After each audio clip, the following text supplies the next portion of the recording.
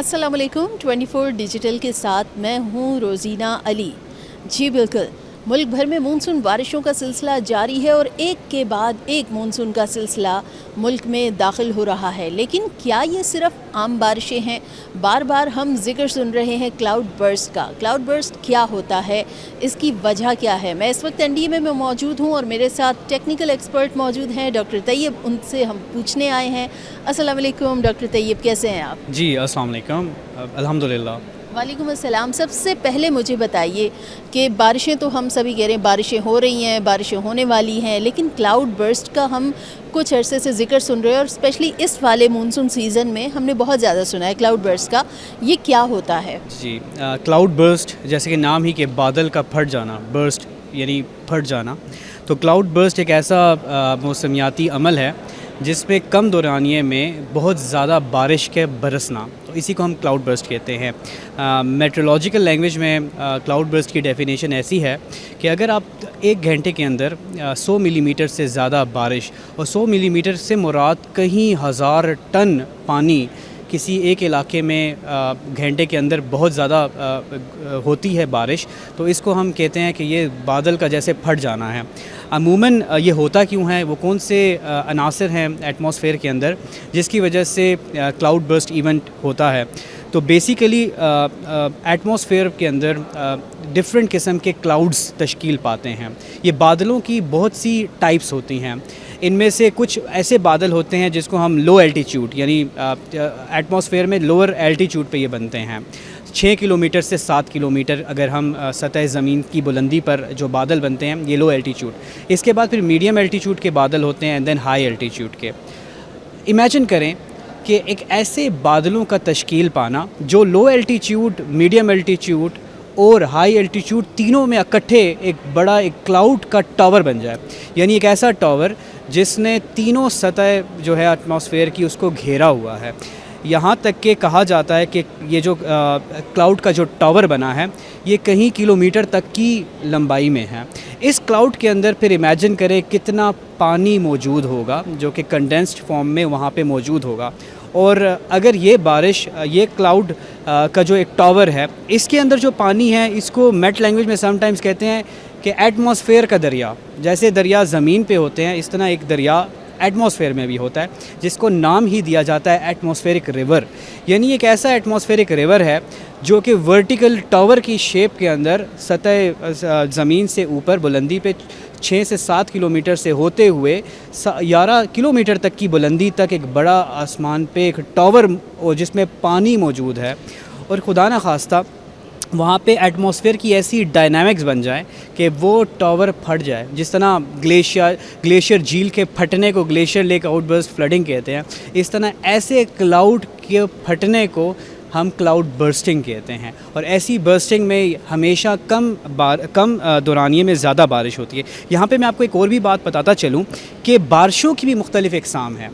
Clouds की जैसे different इक़साम हैं, इस तरह बारिशों की भी इक़साम हैं। कुछ बादल ऐसे होते हैं जो कि स्प्रेड हुए होते हैं पूरे एटमॉस्फेयर में हॉरिजेंटली, और ये बादल अगर थिन बादल हों तो ये जब बारिश लाते हैं तो ऐसी बारिश को हम स्ट्रेटोस्फॉर्म प्रेसिपिटेशन बारिश कहते हैं। यानी ये फुहार की तरह, यानी ड्रिज़ल या लाइट शॉवर जिसको हम कहते हैं। देन कुछ बारिशें होती हैं जो पहाड़ी इलाकों में आप देखती हैं कि वहाँ पे बादलों कि आगे जो शील्ड पहाड़ करता है और वहाँ पे एक और किस्म की बारिश बरसती है जिस बारिश को हम ओरोग्राफिक रेन कहते हैं। देन एक थर्ड बारिश है जो कि ख़तरे की अलामत होती है, और ये बारिश जो कि नॉर्मली क्लाउड बर्स्ट की फॉर्म में लाती है, ये वो बारिश है जो कि डायरेक्ट ही क्लाउड्स जो हैं ना तो डायगनली स्प्रेड हुए हों, ना ही किसी माउंटेन या किसी पहाड़ ने रोका हो, बल्कि एटमॉस्फेयर में जो वो टावर शेप का बना हुआ है वो ही इकट्ठा बरस जाए, तो उसको हम कन्वेक्टिव प्रेसिपिटेशन कहते हैं। और ऐसी प्रेसिपिटेशन हमेशा टोरेंशियल रेन्स लाती हैं, बहुत ज़्यादा बारिश इससे बरसती है। और खुदा न खास्ता ऐसे कहीं भी ऐसा क्लाउड बर्स्ट का इवेंट हो तो वहाँ पे ज़रूर ऐसे शहरी निज़ाम के अंदर लोकल इनंडेशन यानी सैलाबी सूरत हाल बनती है। ठीक है डॉक्टर साहब, मुझे ये भी बताएं कि जिस तरह से अभी इन दिनों बारिश हो रही है, इस मानसून सीज़न में बहुत ज़्यादा इवेंट सुनने को मिल रहे हैं, तो इसकी क्या वजह है? क्या इसका बेसिकली जो फैक्टर है वो क्लाइमेट चेंज है या इससे हट के कुछ है? मुजफ्फराबाद साइड पे हमने सुना, कल चकवाल की तरफ हमने सुना कि क्लाउड बर्स्ट हो गया। इसके अलावा भी चंद एक दो तीन जगह से ऐसी ही खबरें आई। तो इस वाले मानसून में इतने इवेंट्स क्लाउड बर्स्ट के हो क्यों रहे हैं? यहाँ पे बात ये ज़ेर गौर है और गौर तलब है कि पाकिस्तान का मानसून 2025 में कुछ ऐसी अवामिल हो रही हैं जो नॉर्मल पैटर्न से डिफरेंट हैं। यानी हम 2025 की जुलाई को खाली मानसून की बारिशें हम नहीं कह सकते। रीज़न ये है कि मानसून के साथ साथ मगरबी हवाओं का भी यके बाद दीगरे सिलसिला पाकिस्तान में आ रहा है। तो इस मानसून के अंदर मानसून के साथ साथ मगरबी हवाओं का भी एक बहुत असर है। जैसे कि आपने इसको क्लाइमेट चेंज की बात की, तो दर हकीकत इसमें एक बहुत बड़ा अमल क्लाइमेट चेंज का है। अगर बात की जाए क्लाइमेट चेंज की, तो मैं आपके सामने एक बहुत इंपॉर्टेंट फैक्ट्स रखना चाहता हूँ। बलूचिस्तान की जो अभी हम देख रहे हैं, नॉर्थ ईस्टर्न बलूचिस्तान, कोयटा पशीन, लोरालई, बार खान, कोलू, उस्ता मोहम्मद और उसके साथ साथ लसबेला और आवरान का रीजन, ये अमूमन मानसून का रीजन ही नहीं है। लेकिन इस साल पाकिस्तान में इस रीजन में बारिशें आ रही हैं और ये मानसून के नॉर्मल ट्रैक से काफ़ी डिफरेंट है। हमने खैबर पख्तूनख्वा में इस बार काफ़ी बारिशें देखी हैं। ये बारिशों का होना जो हमारे खैबर पख्तूनख्वा चूँकि हमारे नॉर्थ पे वेस्ट पे है, इसके ऊपर जो सिस्टम्स बनते हैं वो ज़्यादातर मगरबी सिस्टम्स बनते हैं। इस साल अगर हम देखें मेडिटेरेनियन सी 6 डिग्री सेंटीग्रेड अपने नॉर्मल से ऊपर है और मेडिटेरेनियन सी में एक हीट वेव डेवलप्ड है। हीट वेव सिर्फ ज़मीन पे नहीं बनती, समुद्रों में भी बनती है। और इमेजिन करें कि एक बड़ा समुंदर मेडिटेरेनियन में इस वक्त मरीन हीट वेव का एक हैज़र्ड वहाँ पे बना हुआ है, जिसकी वजह से एक बेहद जो है मॉइस्चर जो है वो उठता है, बादल बनते हैं और वो फिर वेस्टर्ली डिस्टर्बेंस से या मगरबी हवाओं के सिलसिले से पाकिस्तान की तरफ उसका भी एक असर होता है। यही दो सिस्टम्स, यानी एक सिस्टम जो है खलीज बंगाल से आए, दूसरा मेडिटेरेनियन से जो उठने वाली हवाएं हैं, और इसका जब इंटरसेक्शन पाकिस्तान में होगा तो आने वाले सालों में पाकिस्तान में मानसून और मानसून के सीज़न्स में इन इंटरसेक्शन से बारिशों की मिकदार में भी ज़्यादा होगा। तो ऐसी जगहों पे भी बारिशें ज़्यादा बरसेंगी जहाँ पे इतनी बारिश बरसने का कोई कॉन्सेप्ट ही नहीं था। चकवाल में कुछ वेदर स्टेशंस में पर्टिकुलरली जो कि नॉर्थ ऑफ चकवाल है, चुआ सैयद शाह, वहाँ पे ऑलमोस्ट 470 मिलीमीटर की बारिश 470 मिलीमीटर की बारिश एक बहुत डेंजर साइन है। आपने देखा भी होगा कि जहलम के अंदर जो रसूल बैराज के पास जो रीजन है वहाँ पे एकदम हाई फ्लड सिचुएशन बन गई। और इसके कंट्रास्ट पे मंगला में इस वक्त 45% भरा हुआ, मंगला खाली, लेकिन मंगला से नीचे डाउन स्ट्रीम रसूल में एकदम सैलाबी सूरत हाल बनने का मतलब ये है कि नॉर्मल जहलम के अंदर पानी जो है वो हमारे पास जो है नॉर्थ से आता है, कश्मीर से आता है। जहलम के अंदर हमने मंगला बनाया इसलिए कि अपर कैचमेंट के से आते हुए मंगला उसको रोके, लेकिन ऐसी मौसमियाती अवामिल हो कि मंगला से नीचे रसूल पे एकदम हाई फ्लड की सिचुएशन बनना और मंगला डैम का खाली होना, ये भी एक मौसमियाती तब्दीली की तरफ इशारा है कि पानी वहाँ पे ज़्यादा हो रहा है जहाँ पे हमारे पास डैम नहीं है। मैं बात करूँ तरबेला डैम की, तरबेला डैम ऑलमोस्ट 80% भरा है, लेकिन इस वक्त तरबेला डैम के अंदर फ्लो नॉर्मल है। हमारे नॉर्थ पे इस वक्त कोई सिस्टम नहीं है जो कि, क्योंकि मौसम में कुछ टेम्परेचर में स्टेबिलिटी आई थी पिछले 4-5 दिन, हमारे ग्लेशियर मेल्टिंग में कुछ कमी आई जिसकी वजह से तरबेला स्टेबल हुआ। लेकिन यहाँ पे एक और ख़तरे की अलामत ये कि हमने तरबेला में स्टेबिलिटी देखते हुए हमें काला बाग में इस वक्त हाई फ्लड की सिचुएशन बनी हुई है। मीडियम पे काला बाग पहुँचा हुआ है और मीडियम से अब ये हाई फ्लड की तरफ फेडरल फ्लड फोरकास्टिंग डिवीज़न भी दे चुका है और एनडीएमए की टीम भी इसको नोट कर रही है। यहाँ पे एकदम एक अनदर साइन कि तरबेला के ऊपर नॉर्मल होना और एकदम नीचे डाउन स्ट्रीम पे काला बाग का हाई पे होना, ये भी इशारा है कि जो कल इस्लामाबाद और रावलपिंडी में बारिशें हुई वो जाके इंडस में मिली लेकिन तरबेला से नीचे। यही अवामिल के अंदर अगर मैं देखूं तो डेरा गाजी ख़ान और जो आपके अदर जो सदर्न पंजाब के डिस्ट्रिक्ट्स हैं, डेरा गाजी ख़ान और राजनपुर, यहाँ पे भी हमने 1 लाख क्यूसिक का टोटल कम्युलेटिव यानी तमाम नलस की अगर मैं बहाव देखूँ तो वो 1 लाख तरबे जाके नीचे डाउन स्ट्रीम सिंध की तरफ मिलता है।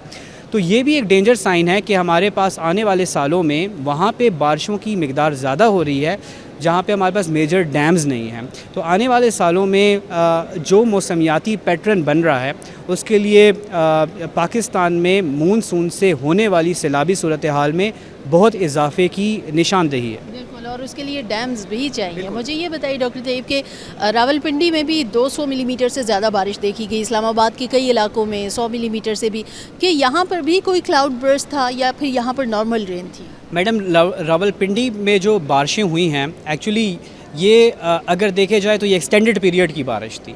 पिछले 2 दिनों से इस रावलपिंडी और इस्लामाबाद में मुसलसल बारिश थी।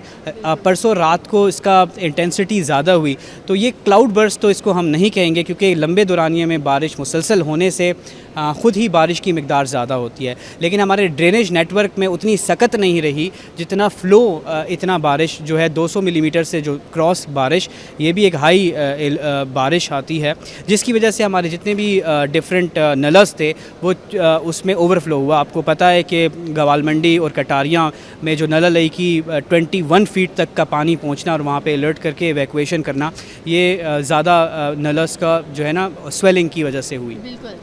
मैं तो चूँकि जानती हूँ लेकिन ऑडियंस को क्लियर करना ज़रूरी था क्योंकि बेशतर ऑडियंस ये समझते हैं कि शायद क्लाउड बर्स्ट था, तो क्लाउड बर्स्ट बिल्कुल भी नहीं था। एकदम से बादल फट जाए और एक ही दम सारा पानी जब आकर वो ज़मीन पे गिरता है तो ऐसी सिचुएशन, और टनों के हिसाब से जिस तरह से डॉक्टर तैयब ने बताया। डॉक्टर तैयब, जब इस तरह से क्लाउड बर्स्ट की सिचुएशन होती है तो लोगों को नहीं पता, और अभी तक शायद बादल का फटना ये लोगों के दिमाग में नहीं था, उनके जहन में नहीं था कि खुदा न ख्वास्ता बादल फट भी सकते हैं। जिस तरह से इस्लामाबाद में कुछ अर्सा पहले यहाँ पर जो यालाबारी हुई थी वो उनके जहनों में नहीं था, तो बादल का फटना भी नहीं था। लोगों को क्या करना चाहिए? क्योंकि अगर वो गहरे बादल देखें तो तब वो अपने लिए पहले से ही कोई एहतियाती तदाबीर करें, या फिर अगर बादल का फट जाना, क्लाउड बर्स्ट हो जाता है, तो फिर उसके बाद क्या करना चाहिए उन्हें? जी, आपके प्रोग्राम के रेफरेंस से मैं एक बात ये भी यहाँ पे गाइडेंस देता चलूँ कि क्लाउड बर्स्ट के इवेंट जो होते हैं वो बहुत आसानी से हम इसको प्रेडिक्ट नहीं कर सकते। तो नॉर्मली लेकिन एक चीज़ यहाँ पे गौर तलब है कि जब भी 2 डिफरेंट सिस्टम्स का मिलाप हो, जैसे कि मैंने कहा ये मगरबी और मशरक़ी सिस्टम्स हमारे पाकिस्तान में आते जा रहे हैं, तो डिफरेंट क्लाउड्स का आपस में मिलने से क्लाउड्स डेंस ही बनेंगे, तो वहाँ पे प्रोबेबिलिटी ऑफ क्लाउड बर्स्ट होना ज़्यादा होता है। तो जो हालिया बारिशें हुई हैं और आने वाली बारिशों में भी क्लाउड बर्स्ट के इवेंट्स की फ्रीक्वेंसी में इजाफ़ा ज़रूर देखा जाएगा। यहाँ पे जो इम्पॉर्टेंट चीज़ें हैं, जो डेटा इंडिया में के पास है, 180 तकरीबन 180 प्लस अमवात हो चुकी हैं अनफॉर्चुनेटली 26 जून से अब तक का जो कम्युलेटिव काउंट है डिफरेंट सूबों में, और जिसमें सबसे ज़्यादा सूबे पंजाब में अमवात रिपोर्टेड हैं। इनमें से 51% जो टोटल डेथ्स रिपोर्टेड हैं ये अनफॉर्चुनेटली कच्चे मकानात के गिरने की वजह से है, या इसके अलावा इलेक्ट्रोक्यूशन, बिजली का कोई करंट लगे, क्योंकि नमी में बिजली का करंट लगना बहुत उसकी प्रोबेबिलिटी भी बढ़ती है, या ड्रोनिंग या बच्चों के डूबने की इतलात ज़्यादा हैं। ये वो एक्चुअली चीज़ें हैं जिस तरह इलेक्ट्रोक्यूशन, बिजली के करंट लगने में कुछ सेकेंड्स में ही अनफॉर्चुनेटली इससे डेथ हो जाती है और रिस्पांस दिया नहीं जा सकता। डूबना भी आपको पता है, सांस आप चंद 30 सेकंड से ज़्यादा सांस आप रोक नहीं सकते, खुदा ना खास्ता बच्चा कोई बच्चा डूबे तो इससे भी हो सकता है। नॉर्मली जहाँ हैवी स्पेल हो, और जिस तरह हमारी डिज़ास्टर अलर्ट एप्लीकेशन है, हम मुख्तलिफ अलर्ट्स देते हैं, ना सिर्फ हम बल्कि प्रोविंशियल गवर्नमेंट भी अपनी रिस्क कम्युनिकेशन के थ्रू, मीडिया के थ्रू, डिफरेंट प्लेटफॉर्म्स के थ्रू हम पेशगी इतलात फराहम करते हैं। नंबर 1, पेशगी इतलात जब आपको मिल जाएं, वेदर की सिचुएशन पता चल जाए, तो गैर ज़रूरी बाहर घरों से ना निकलें। स्पेशली अपने बच्चों को तो ज़रूर हिफाजत में रखें। बाहर आपको पता है ड्रेनेज नेटवर्क्स में खुदा ना खास्ता कोई भी कोई होल वो खुला हुआ हो, वहाँ पे डूब सकता है। सेकेंडली इम्पॉर्टेंट चीज़, कच्चे मकानात जो हैं पहले अपने घरों में पानी जमा होना दें। नॉर्मली जो आपके छत होती हैं, छत में नॉर्मली हम लोग कहीं दिन तक अपने छतों पे जाते नहीं हैं, तो अगर वहाँ पे छतों की जो नलज़ हैं या ड्रेनेज हैं, वाटर स्पाउट्स हैं, खुदा न खास्ता वो चोक हुए हों और पानी वहाँ पे रिटेन कर जाए, तो ऑब्वियसली उससे भी छत गिर सकती हैं। इसके अलावा इलेक्ट्रिकल पोल्स के करीब जाने से ज़रूर आप बचें। रीज़न ये है कि नमी में इलेक्ट्रिकल कंडक्टिविटी बढ़ती है, और इसके अलावा अपने इलेक्ट्रिकल जितने भी डिवाइसेस हैं उनको आप चेक करें कि कोई मॉइस्चर वाले एरिया में आप इसको ना ले जाएं। इसके अलावा गैर ज़रूरी सफ़र बिल्कुल ना करें आप, और इसी तरह मौसमियाती जितने भी पैटर्न्स हैं इसको ज़रूर देखें। ठीक है, बेहद शुक्रिया डॉक्टर तैयब की बहुत अहम तरीन मालूमात आपने सुनी। और क्लाउड बर्स्ट यकीनन जब इस तरह से दो सिलसिलों का मिलाप होगा तो मौसम जो है वो मज़ीद बिगड़ सकता है। ये अलार्मिंग होता है। गहरे बादल देखकर सैरो तफरी के प्लान्स बनाने के बजाय बेहतर ये है कि अपने घरों के अंदर रहें। कहीं पर अगर पानी देखते हैं तो खुदारा उनमें स्विमिंग करने से गुरेज करें, क्योंकि बेशतर हादसात इस तरह से भी हुए हैं कि जिनमें नौजवान लड़के होते हैं, मर्द हजरात होते हैं, वो उन पानियों में जाते हैं कि हमने अब स्विमिंग करनी है, बच्चे उसमें इंजॉय करते हैं। तो ऐसा बिल्कुल भी ना करें, क्योंकि ड्रेनेज सिस्टम जैसे कि डॉक्टर तैयब ने भी कहा कि बिल्कुल हमारा कमज़ोर है, इतना अच्छा नहीं है, इतना पायदार सिस्टम नहीं है। तो अपना और अपने प्यारों का ख्याल रखने के लिए बहुत ज़रूरी है कि आप एहतियाती तदाबीर पर लाजमी अमल करें।